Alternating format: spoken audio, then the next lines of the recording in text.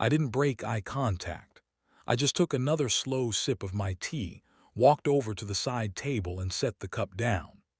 "The roads are cold, Your Highness," I said, gesturing toward the fireplace.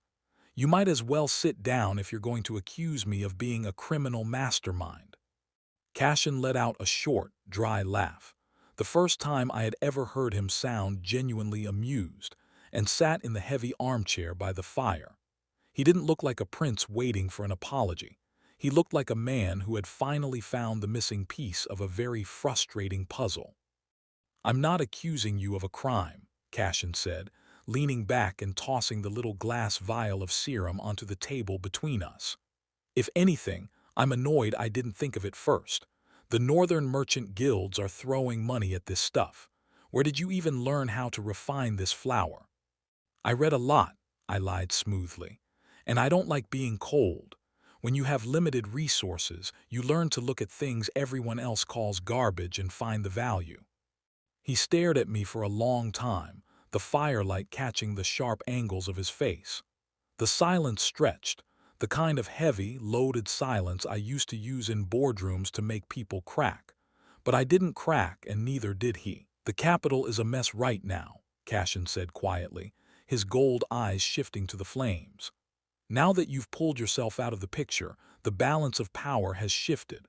Lady Lyra's family is trying to force a match with my younger brother, and the northern border factions are getting restless about the imperial taxes.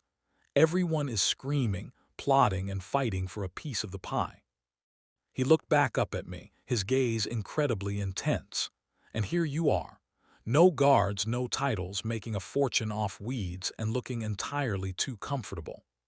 "That was the whole point of early retirement, Your Highness," I said, leaning against the edge of my desk. "I am out of the game. I have no interest in the throne, no interest in high society, and absolutely zero interest in your family drama. I just want to run my business in peace." "I believe you," Cashin said, standing up slowly and walking over until he was just inches away from me. The sheer pressure of his presence was enough to make any normal noble drop to their knees. "That's the terrifying part. You genuinely don't care anymore. But a man with your mind is too dangerous to leave unwatched in the dark, Kaelen." "So what are you going to do?" I asked, keeping my voice deadpan. "Arrest me for making skincare products?" "No," Cashin murmured, a slow, predatory smile spreading across his face. "I'm going to stay here, for a few days at least. The capital thinks I'm on a standard border inspection tour. I want to see exactly how this restructuring of yours works.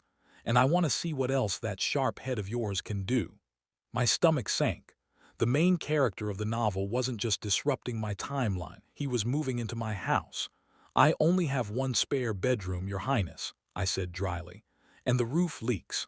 "Then I suggest you get to work fixing it, Lord Kaelen," Cashin replied, unbuckling his sword belt and setting it on my desk like he owned the place. "Because I'm not leaving until I figure you out."